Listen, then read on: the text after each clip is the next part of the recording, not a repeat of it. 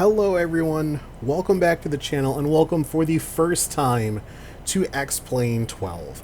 I have been waiting so long for this sim to come out. It just released today and it took so long to get it downloaded. The servers for Laminar kept going down, but I've got it. I'm obviously very excited to be here with you guys. We're at Boeing Field, the same way I start all of my new simulators and a large portion of my reviews as well, in a Cessna 172. We're going to take a look at some of the new aircraft, including the Citation, but let's get started with the 172 and just what goes into what is arguably one of the best simulators on the market in terms of flight simulation.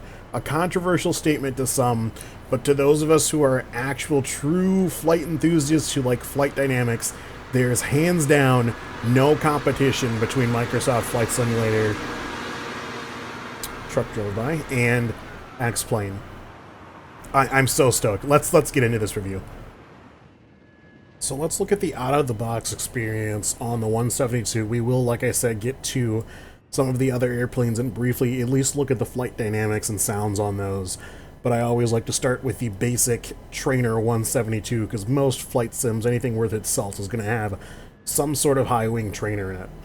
Immediately, we are greeted with some kind of low-ish poly textures. I do have all of my settings fully maximized here, as you can see. Does that make a difference? That's an accessibility thing. So, kind of lower poly textures. But the thing to remember with X-Plane is it's a flight simulator first. And I know people who are still flying FS9, X-Plane 11, or I should say FSX probably, but it's because those are more simulators than eye candy. There is no doubt that even from a default stance, for the most part, like if you look at those trains over there, for the most part, FS 2020 is going to take the cake when it comes to eye candy, but that is so not what this is about. It's about actually feeling like you're in control of a real aircraft as compared to pointing something at the runway and landing. Now, that being said, there are a lot of payware airplanes where they worked really hard through the API that Asobo gave them to make aircraft feel realistic. But for the sake of this review, we will take a look at some texture stuff, because obviously, you know, with this being a new sim, you do want some sort of texture look, and we had a baggage cart just drive through us there. So, I mean, all in all, it's not great, but I think it's adequate on the old 172. Some of the ground handling stuff, as we just saw, is a little lower poly, but this will do you just fine, especially if you're doing, you know, actual focused flying. If we go back inside here, and you're gonna have to bear with me, my memory of controls is not the best, this being the first day here with the old simulator. And then we'll go back outside, that's the wrong one, and take a look at some of our external lighting. I don't think I mentioned it, but there is full track IR support. For the sake of this video, I'm just going to be using the mouse. I immediately can't figure out how to select mouse and track IR, but I think everything here, for the most part, looks good. You know, you add some of the new light settings that, or mods, I should say, that are available in the sim, and it falls a little bit short of Flight Sim, but for what we're going to be doing here, I don't know. One thing Laminar always did get right is with the landing and taxi lights there that I'm toggling back and forth. That fade looks very nice. And on aircraft that have old incandescent style bulbs, where you do get that fade as the element heats up and cools down, that's very good. Still having an issue with the rotating beacon. I think that was an issue back in X-Plane 11, actually. And the rear nav light looks good.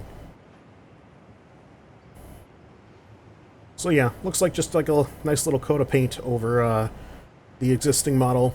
But let's hop inside, get started up, and see how she flies. Alright, on board the 172, let's get our standby battery on. Beacon's already on, nav's on from before. We'll go fuel pump on. Fuel selector is in the center position. Now, one thing I do remember from X-Plane 11 is you had the ability to, like, start the motor with the mixture and idle cutoff, which it is right now. It's against the stop. I'm going to see if I can still do that now. So there's both on the mags. And we'll go start. Ooh, I like that. I think they changed it.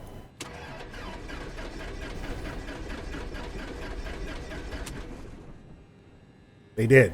That's awesome. I love that. This is possibly one of the most realistic starts in a sim. So, for this airplane, let's pretend it's not fuel injected because I don't actually know. We're going to do the old-fashioned start. So we're going to crack our throttle.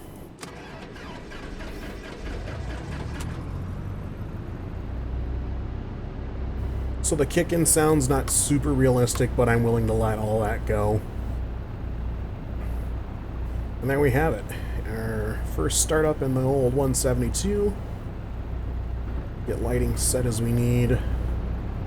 We're using real-time weather here. Real-time and weather, I should say.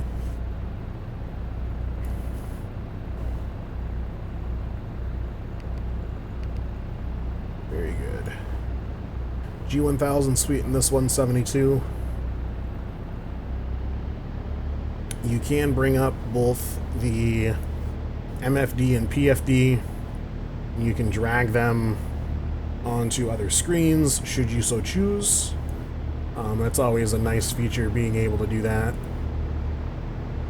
And then in addition to that, actually, I have up here, you can set it to...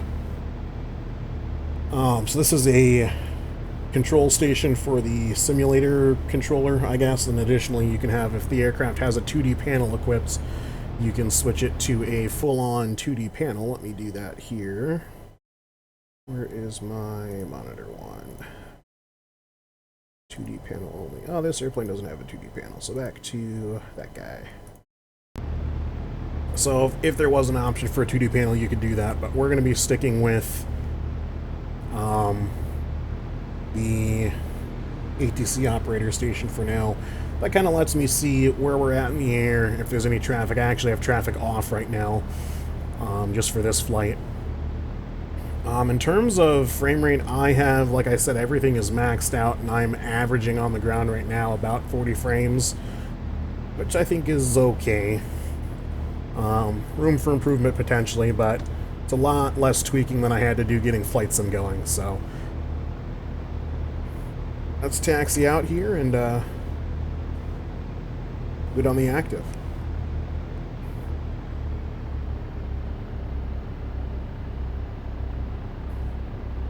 Pretty nice clear weather day today out in Seattle.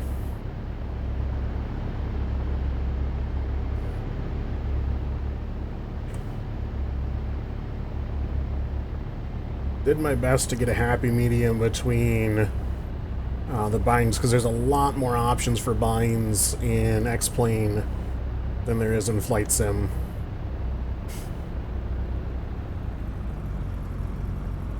Alright, let's do a simulated mag check here. We'll go ahead and fan out into the wind.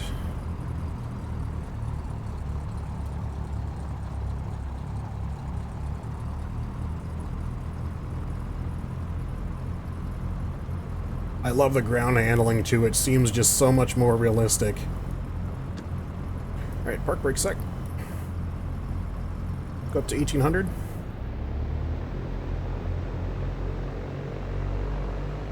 One thing that is missing is there's not any shake. It's like right now if we were in here, the airplane would be all shaking around and stuff.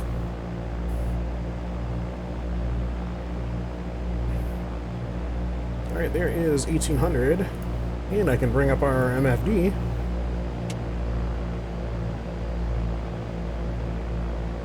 There's a drop.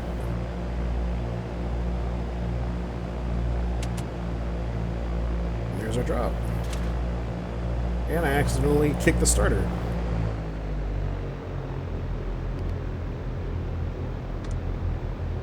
Alright, let's go flying.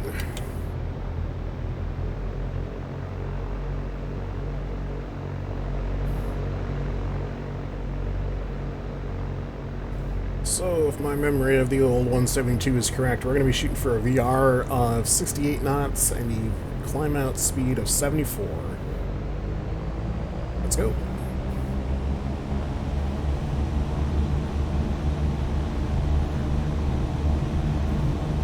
And straight away, I really have to really kind of had to do a little bit of a dance to keep the airplane on the center line. Nothing too crazy.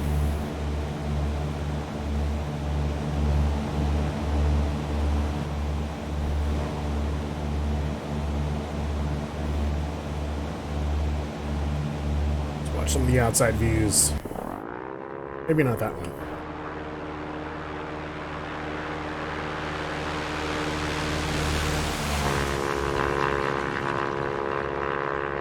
Tower view.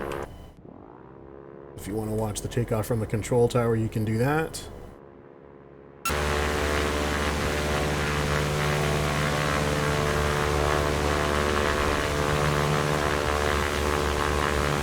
one thing I do think is missing is the aircraft variety. That can be solved and was solved in 11 with various add-ons, which I definitely intend on buying.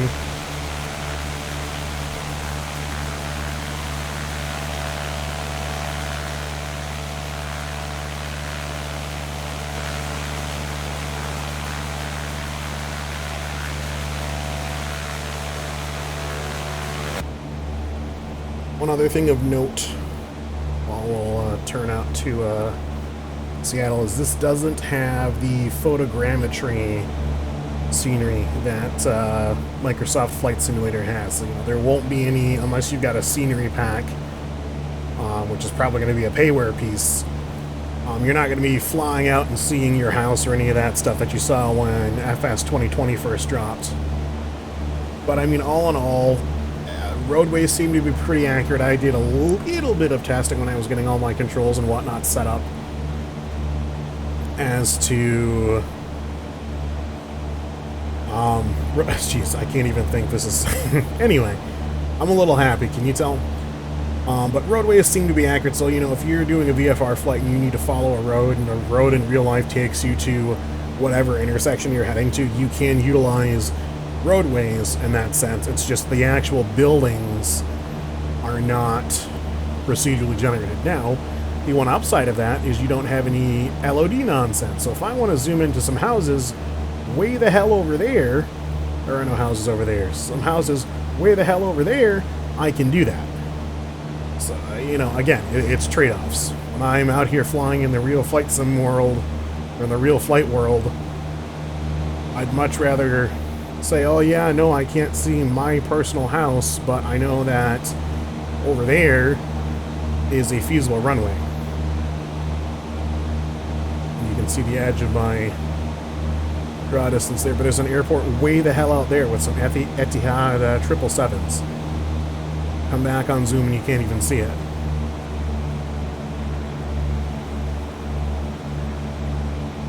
That's crazy.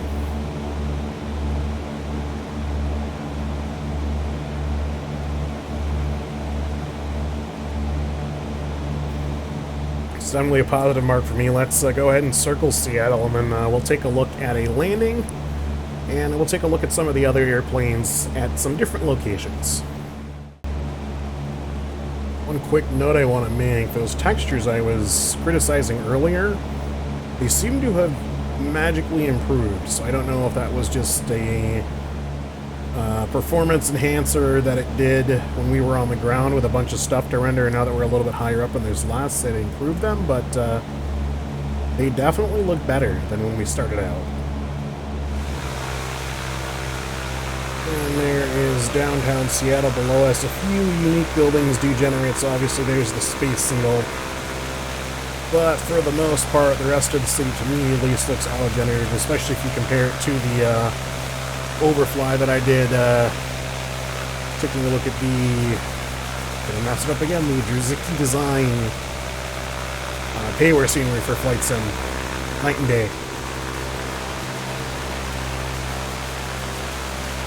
A little overfly Seattle done. Let's go ahead and land back at Boeing Field, and then we'll take a look at some other airplanes and some other scenery. Alrighty, lining up for runway 14 left, the short runway. We're below 110, our VFE 10, so we'll go ahead and drop 10 degrees of flaps and watch our speed start plummeting. Straight away, you can see my airspeed bleed off and the airplane pitching up. I'm going to go ahead and put in some down nose trim to stave that off.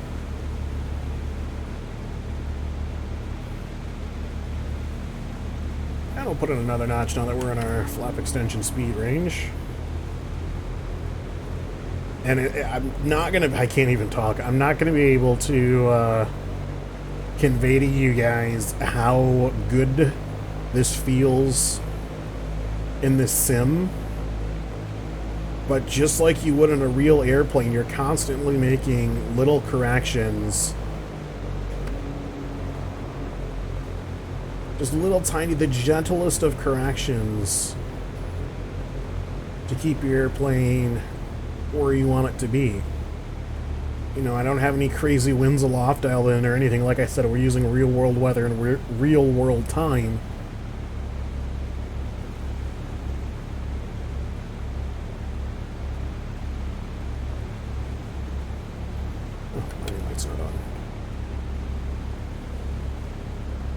So a little high, pretty fast, but nothing we can't salvage.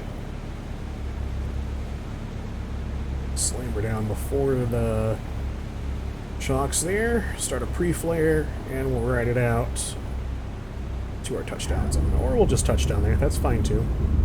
A little bit of brakes, losing control.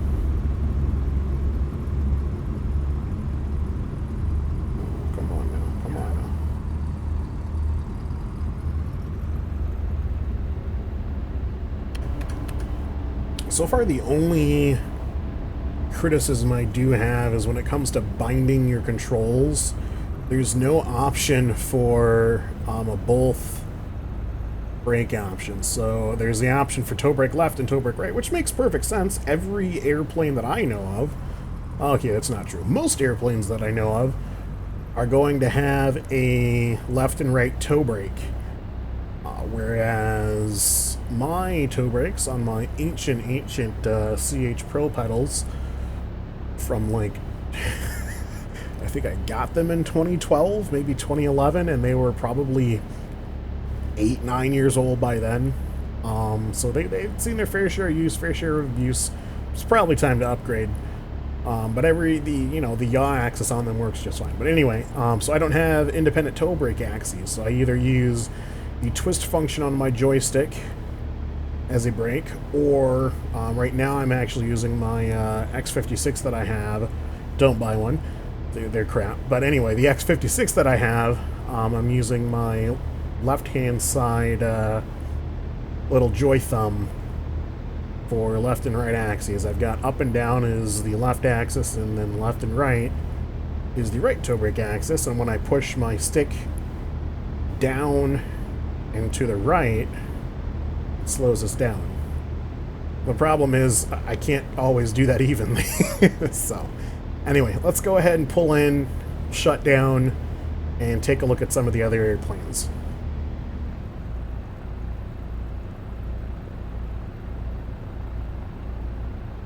And again, this is the fully vanilla, fully stock game. I have done nothing to it other than bind my own controls.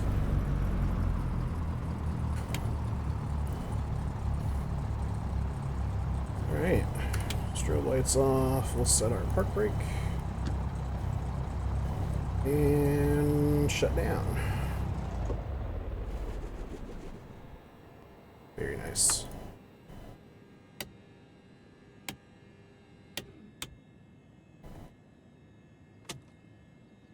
Alright, let's check out something else. I figured, for those of you who are actually totally new to X-Plane, this is a very similar UI to 11. So those of you who dabble in 11 and are familiar with the UI and settings of that, you're probably good to go. But you don't have to go back to the main menu to change. So I can go back to our airplane right here and I can fly us around. And if I want to change my airplane, I can do that. So if I just want to change our airplane, and let's do, well, we'll do the A330. And we'll do Frankfurt on Main. A lot of parking. Sure, we'll go there. Confirm. So I've got this airplane set at this location. I don't think there are any libraries. Oh, there are a few. So we've got Lufthansa, several of them, but we're going to go with the default Lufthansa because we're going to Frankfurt. So why would you not pick a German airline? And I can hit start new flight, and it's saying we'll end your current flight and start a new one as you configured it. Is this what you want? Yes. And in a matter of seconds here, we'll go ahead and load all the way across the world. The other thing that's nice about X-Plane is it actually physically downloads your scenery, and I guess it's a pro or a con depending on how you look at it. But with it being pre-downloaded, you don't have to worry about any of that kind of crappy real-time downloading and rolling cache nonsense that FS 2020 did. The downside is all that data's got to go somewhere. So I think I've got like 30 gigabytes of world data that I've downloaded, and there's tons more. That's just the areas that I selected. So I'll be back with you guys in a little bit. It looks like it's going to be some minutes instead of seconds. And here we are at Frankfurt in the Airbus A330, in the environment in which my eyes think X-Plane excels just a little bit more at night. All of the different lighting reflections, the strobe light intensities, the casting from the landing lights and the wing lights, I love it. I absolutely love it. I think the gate at Frankfurt looks good. And again, not to be that guy, but I'm getting about 20 frames, 24-ish, we'll say low 20 frames a second right now on absolutely bonkers maxed out settings, as high as everything will go. With a little bit of tweaking, you could probably crack into the, 40-ish frame per second range at this airport. But this is absolutely playable in my opinion. Compared to some of the airports, some of the busy airports in Flight Sim that, they'll probably get you into the single digits for frames every now and then. I love how you can see the variation of the runway. Flight Sim does do that to a degree, but X-Plane, in my opinion, has always done it better. Heat blur from all of both your engines on the APU. That's a recent addition to Flight Sim. I think X-Planes looks a little bit better, personally. Especially when you consider the variation. And there's some aircraft that do the variation good, like the Phoenix A320. But that's a payware mod. So if I stand on the brakes here and I throttle up one of my engines, watch this thrust cone.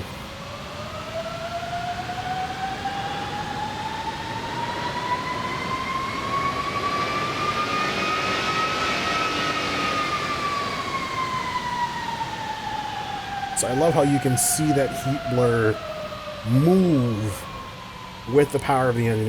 It just gives a better, in my opinion, idea of the thrust that engine's producing. Going into the cockpit, it's a pretty standard experience. I'm again running into this weird issue with the pop, and maybe that's something Laminar is working on. But if you sit in the cockpit for a little bit, all of these are perfectly crystal clear. In fact, they are loading right now. So maybe that's a setting that I need to change. Again, I pretty much just downloaded the game, set my controls, and here we are in the video. So, yeah, that's something that probably needs a little bit of attention, Laminar, if you are watching, on the off chance you're watching. Interior lighting, blown away. Hands down, blown away. The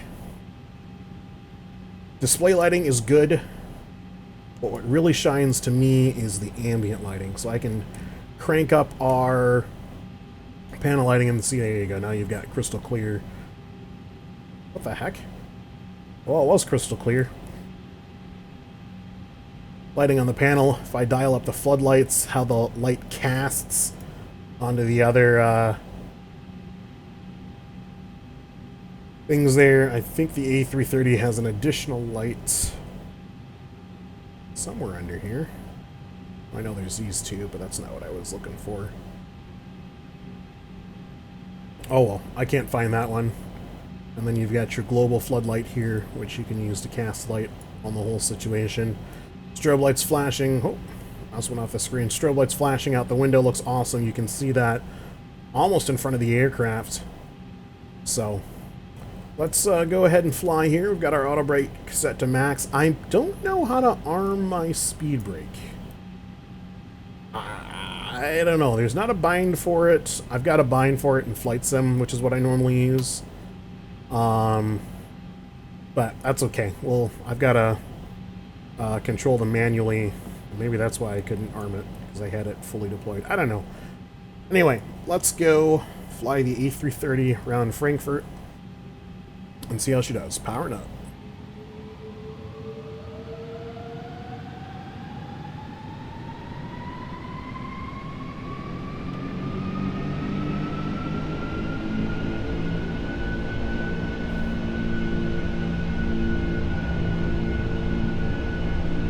A little bit of tiller in conjunction with the rudder, which is now coming alive.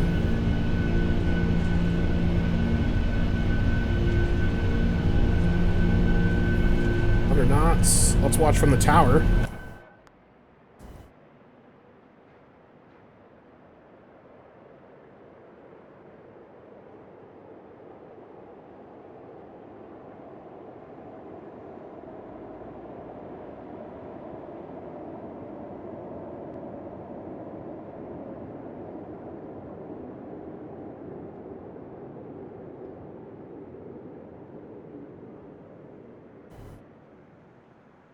And back inside.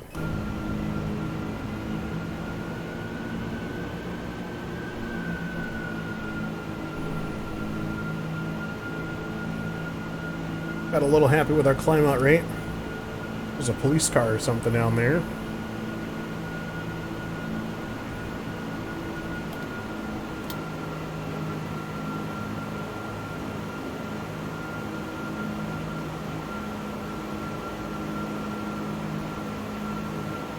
Take a look outside. You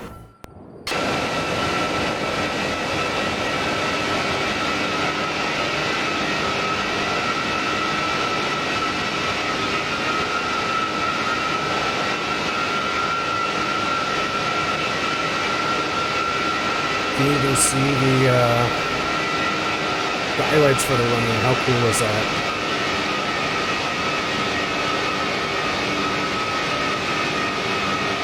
The nav light on the pilot side, when it's in a heat blur like that, it's got that weird refraction. When you come out of it, it looks like it's a little bit orange for an Airbus. And the cast doesn't stop perfectly unless you zoom in a little bit. But all in all, I think that's forgivable.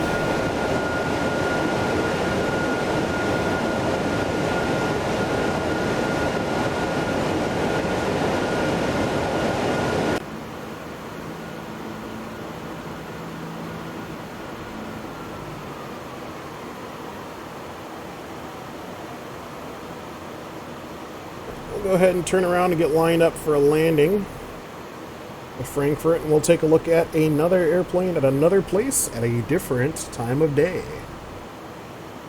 Alright, here we are closing in on a 10-mile final. I'm going to go auto brakes medium for a landing. Flaps just now coming into full. Looks like we've got a moderate crosswind, so we're going to go ahead and start crabbing to fight that.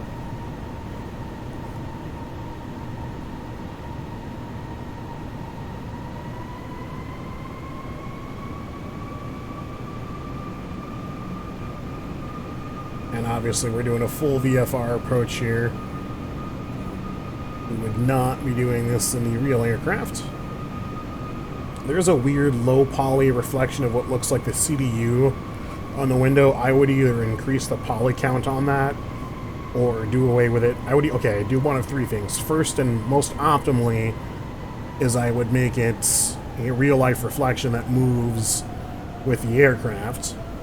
Two, I would make that a higher poly count object, or I would omit it completely. Because as it stands right now, it just doesn't look that great.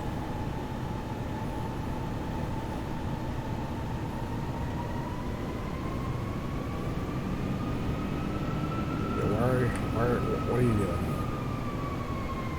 Initiated a takeoff. Go around on me. It's just unkind. That zoom jittering, that nonsense is my OTAS. That is not the sim. Now look at the reflection off of the simulated ray casting. It looks like we got dirty glasses on. I personally love that kind of crap. 40, 30, 10, 5. Hard landing. Oh, okay, no, we're okay. We're okay. All right, in thrust reversers. Auto brakes doing their thing. There's sub 60.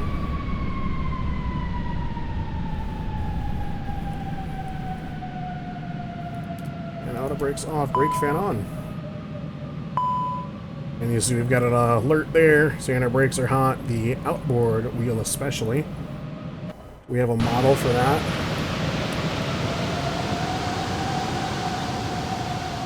Doesn't look like it. It's also nighttime and I can't really tell. You know, I say that.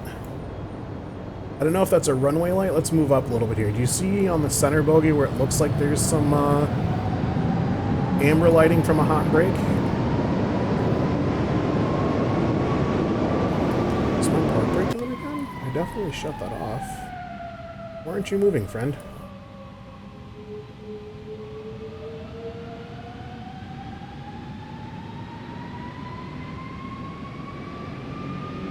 Let's just take a little bit to move you. Oh, you're just not moving. It says park brake. It's off.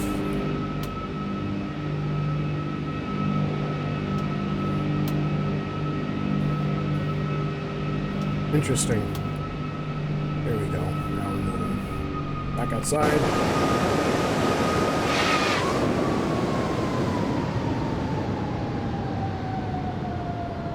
So yeah, looks like that might have just been a landing light. Nonetheless, cool to see. Let's go ahead and hop in a different aircraft at a different place. And we'll see what that's all about. And for the last airplane of the day, it is none other than the beautiful Citation. We're on a 10-mile final right now, headed into none other than Las Vegas. You can see downtown over there. Distance, obviously a custom-modeled city. That looks pretty good, if you ask me. Obviously, the surrounding area is not going to be accurate, but as far as the strip, you can see all the major buildings, the Trump Building, Mandalay Bay, yeah, there's the Bellagio, MGM, that sort of stuff. I don't see, oh yeah, there's Caesar's Palace too, so. Pretty well modeled, but we need to start slowing down here. So let's do that.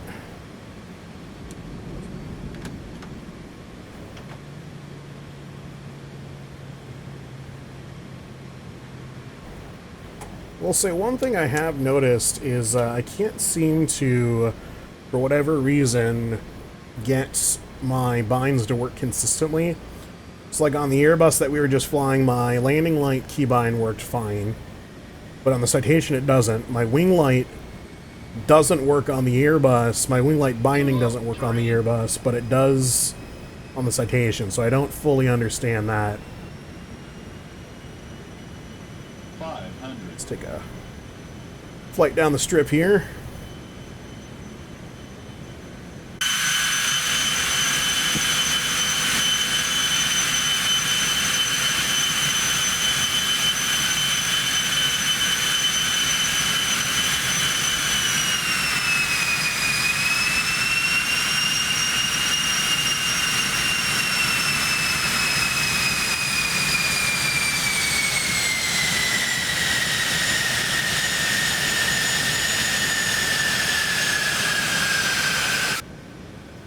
So yeah, like I was saying, in my opinion, I really don't mind the lack of proper scenery, if you will, the photogrammetry stuff. I mean, it is nice when it loads. It's nice when it loads. Bank angle. But if I'm doing a realistic flight, I don't really care. Odds are I'm not looking for my house. I personally thought that was more of a gimmick for Flight Sim.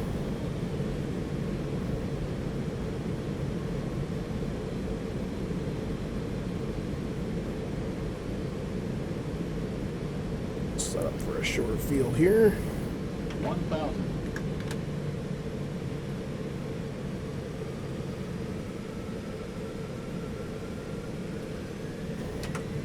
Sync rate.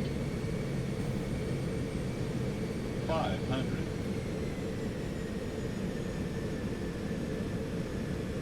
400. It's like with the mod FS Realistic Pro, 300. you can hear the added noise from flaps and gear 200. being deployed. 100.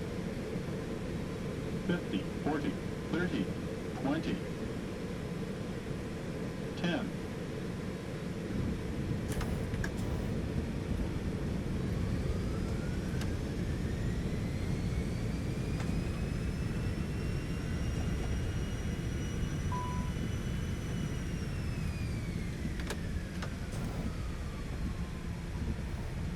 Got a master warning? What's that for?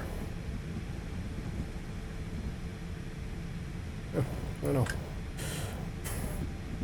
Find out on another day. But anyway, you guys, that is a brief look, nonetheless, but a quick look at X-Plane 12. I'm pretty damn happy, if I'm being honest. I'm confusing my keybinds, and I'm about to steer us off of the runway. But all in all, I'm pretty excited for this sim.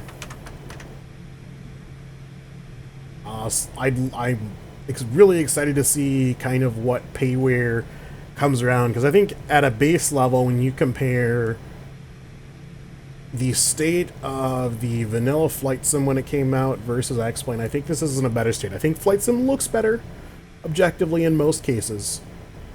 But when you consider everything else, you know, the plane editor, the fact that you can actually draw real life, or I should say the sim can actually draw real life, where is it? I'm not gonna be able to find it here, but you can actually see like real life airflow simulated over the airframe as you're flying. That stuff's crazy. You know, Flight Sim's never gonna have that sort of stuff.